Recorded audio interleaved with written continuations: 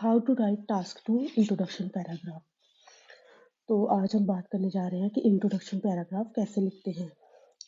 तो मैंने पहले एक ऐसे लिया हुआ है, the best way to improve health is to do regular exercise, to what extent do you agree.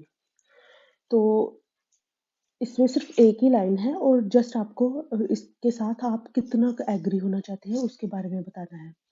तो इसमें ये बताना है कि इन्होंने ये बोला है कि बेस्ट वे क्या है to improve health is to regular regular exercise करोगे तो आपकी हेल्थ अच्छी रहेगी।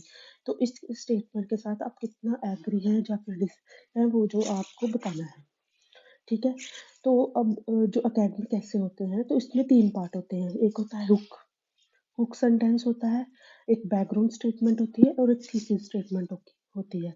हुक सेंटेंस वो होता है जो लोग लिखते हैं टू इम्प्रेस रीडर। ठीक है। अब जब हम नॉर्मल एसेज वगैरह देखते हैं या फिर जब हम बचपन में लिखते थे ऐसे, तो स्कूल टाइम में तो हम एक हुक सेंटेंस जरूर लिखते थे। अगर एनवायरनमेंट का है तो एनवायरनमेंट के रिलेटेड कुछ लिख देते थे, टेक्नोलॉजी का है, साइंस का है तो वो हमने एक लाइन को रट्टा लगाया होता था, वो लिख देते थे।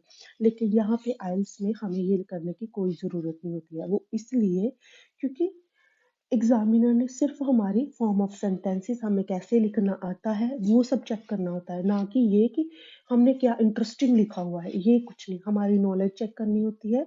हमें कैसे हमें सेंटेंस आती है, कैसे हमें फॉर्म ऑफ सेंटेंस बनाना आता है, कितने हमारे सेंटेंस टेंसेस वगैरह ठीक हैं। ठीक है। तो ये सब करना होता है। तो अगर आपकी इंट्रोडक्शन बोरिंग भी हो या इंटरेस्टिंग भी हो, ये कोई डिफरेंस मैटर नहीं करता। और साथ में एक ज़रूरी बात होती है कि आपके पास सिर्फ 40 मिनट होते हैं। 40 मिनट में आपको एनालाइज करना होता है स्टेटमेंट को, प्लान करना होता है आपका ऐसे। और जब हम ऐसे लिख लेते हैं at the end of essay, you have to check it also. ठीक है। तो इसलिए आपको बच्चों के पास सिर्फ 35 मिनट्स हो, क्योंकि हम बच्चों को यही बताते हैं सबसे पहले कि आपको पहले 5 मिनट में पूरा प्लान करना करो। अगर हम प्लान करके चलेंगे ना, तो बहुत ही अच्छा रिजल्ट, मतलब बहुत ही अच्छा हमारा ऐसे लिखा जा सकता है। और ये स्टडी भी है, जो बच्चे बहुत अच्छे से प्लान करके आते हैं ना, पहले करते हैं कि हमें क्या क्या पॉइंट्स लिखने हैं, उसकी एग्जांपल्स क्या लिखनी है, उसका सेंटेंस।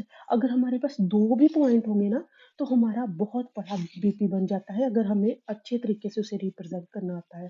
तो वो पहले ही डिसाइड कर कीजिए, पहले 5 मिनट पे एनालाइज करके सारा प्लान करके फिर ऐसे जब लिखते हैं तो वो बच्चों के 7+ पॉइंट आते हैं, और ये मेरा एक्सपीरियंस बोल रहा है। ठीक है। तो सेकंड पार्ट होता है background statement. Background statement just जो आपको स्टेटमेंट दी हुई है उन्होंने क्वेश्चन में, उसे पैराफ्रेज करना है with same meaning but use your own language. अगर कोई पैरा में भी एक्टिव में है तो आप पैसिव के तरीके से बनाएंगे। ठीक है। ऐसे करके form of sentences, complex sentences बनाने की कोशिश करेंगे।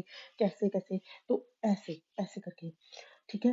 तो examiner will not take it if you have written the same statement. अगर आप कॉपी की कॉपी कर लोगे ऊपर से, तो एग्जामिनर को वो चीज़ नहीं चाहिए, क्योंकि वो आपका सेंटेंस तो है ही नहीं। ठीक है। तो थीसिस स्टेटमेंट में वो आपका आंसर मांगता है, आप कितने एग्री हैं, आप कितने डिसएग्री हैं। ठीक है। और अपने जो आइडियाज़ जो आपने बॉडी पैराग्राफ नंबर 1 और 2 में देने होते हैं, उससे भी हम इंट्रोड्यूस कर देते हैं उसका कुछ पार्ट, कि हाँ हाँ हम ऐसे करके, इसलिए हम एग्री नहीं हो रहे हैं, इसलिए हम डिसएग्री हैं। तो इस वजह से तो हमें सिर्फ 2 पार्ट लेने होते हैं आइल्स इंट्रोडक्शन लिखने के लिए, एक बैकग्राउंड स्टेटमेंट और थीसिस स्टेटमेंट। ठीक है। अब हम बैकग्राउंड स्टेटमेंट से शुरू करते हैं। हमारे पास सिर्फ बैकग्राउंड स्टेटमेंट है, the best way to improve health is to do regular exercise. ठीक है। अब हम पैराफ्रेज करेंगे इसे। ठीक है। बेस्ट को हम लिख सकते हैं मोस्ट इफेक्टिव। ठीक है। और वेज को लिख सकते हैं हम सोल्यूशन, और मेथड भी लिख सकते हैं। ठीक है। टू इम्प्रूव हेल्थ, अब मैंने लिखा है टू इम्प्रूव हेल्थ। अगर जो हेल्थ वर्ड है वो तो चेंज नहीं हो सकता, वो तो वैसे ही रहेगा। ठीक है। टू इम्प्रूव को क्या लिख सकते हैं, इन डेवलपिंग एंड इम्प्रूविंग। ठीक है। ये क्या, एक तो मैंने एक्स्ट्रा वर्ड डाल दिया, इससे इससे क्या होगा, मेरी एक नॉलेज पता चलेगी कि मेरे को इस मतलब वोकैब पता चलेगी, मेरी नॉलेज पता चलेगी मेरे को, इसके बारे में मतलब ऐसी नॉलेज है, ठीक है।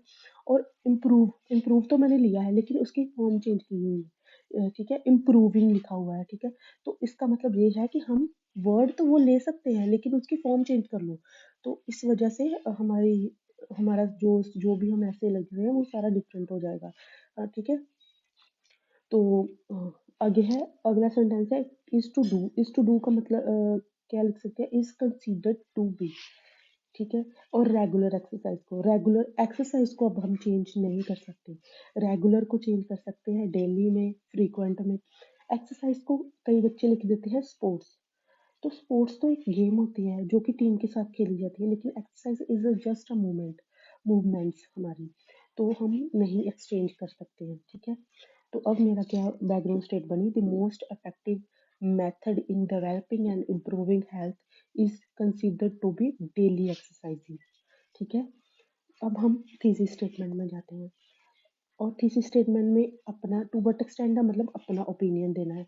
और जब हम लिखते हैं ना इन माय ओपिनियन से, जब हम स्टार्ट करेंगे इस सेंटेंस को, तो एग्जामिनर को हमारा सीधा हमारा आंसर मिलेगा कि हाँ यहाँ पे हमारा आंसर है, यहाँ पे मैं बता रही हूँ कि मैं कहाँ पे जा रही हूँ, कौन से अ, मैं पार्ट को फॉलो करती हूँ, कौन से लॉजिक है मेरे पास, ठीक है। तो ये बहुत ही लॉजिकल हो जाता है और स्टार्टिंग भी बहुत अच्छी होती है इसके साथ, इन माय ओपिनियन के साथ, ठीक है। अब मैंने लिखा in my opinion I agree, if I believe the statement is correct, ठीक है। तो आई एग्री लिख दिया, even if it has other ways also, ठीक है, कि मतलब कि कोई और भी मेथड्स हो, तब भी मैंने लिखा है कि मैं एग्री हूँ, agree that exercise is the key to health, ठीक है। वो ही एक की टू हेल्थ है, ठीक है। मतलब अगर हम एक्सरसाइज करेंगे तो हमारी हेल्थ अच्छी रहेगी। लेकिन अब मेरे थीसिस में ये भी चांस होता है कि मेरे को अपने इंट्रोडक्शन भी करनी होती है आइडियाज़ की, जो मैंने लिखना होता है, ठीक है। सो मैंने लिखा है how ever I also believe that diet is important, है ना। ये भी हम कहते हैं ना कि डाइट का भी बहुत मेजर रोल होता है। अगर डाइटिशियन के पास जाए तो वो मतलब यही कहते हैं, अगर एक्सरसाइज ट्रेनर के पास भी जाए, जिम ट्रेनर वगैरह के पास, तो वो भी कहते हैं कि 80% डाइट मैटर करती है हेल्थ को इम्प्रूव करने के लिए, और 20% एक्सरसाइजेज, ठीक है। तो मैंने यहाँ पे दोनों आइडियाज़ लिखे हैं एक तरह से। आई एग्री भी मैं करती हूँ कि ये तो एक की टू हेल्थ है, ठीक है, कि मतलब इससे होती है हेल्थ इम्प्रूव, लेकिन पर आल्सो बट मैं ये भी सोचती हूँ कि डाइट भी बहुत एक इम्पोर्टेंट है, ठीक है। ठीक है, अब मेरी सीधी स्टेटमेंट होगी in my opinion I agree that exercise is the key to health, however I also believe that diet is important. अब मैंने जब जब मैं लिखूंगी वहाँ पे अपनी बॉडी पैराग्राफ नंबर 1 और 2, तो मैं ये दोनों के रिलेटेड पॉइंट्स लिखूंगी। तो मैंने यही बताया ना कि जो भी आपने BP1 और BP2 में पॉइंट्स लिखने होते हैं, उसे भी इंट्रोड्यूस करना होता है हमें अपनी इंट्रोडक्शन में, ठीक है। अब मेरी पूरी इंट्रोडक्शन होगी, the most effective method in developing and improving health is considered to B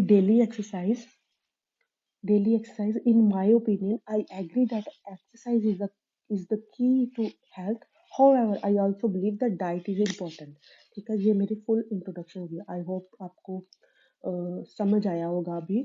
और हाँ, इंट्रोडक्शन कितने वर्ड्स की हो, इंट्रोडक्शन ना हमारी ये जो मैंने लिखा हुआ है ये 35 वर्ड्स की है, ठीक है।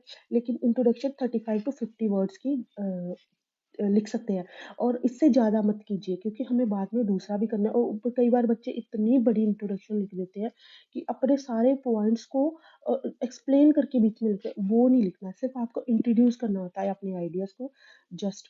तो आई होप आपको ये वीडियो पसंद आई होगी। Please like share and subscribe my channel if you like the video.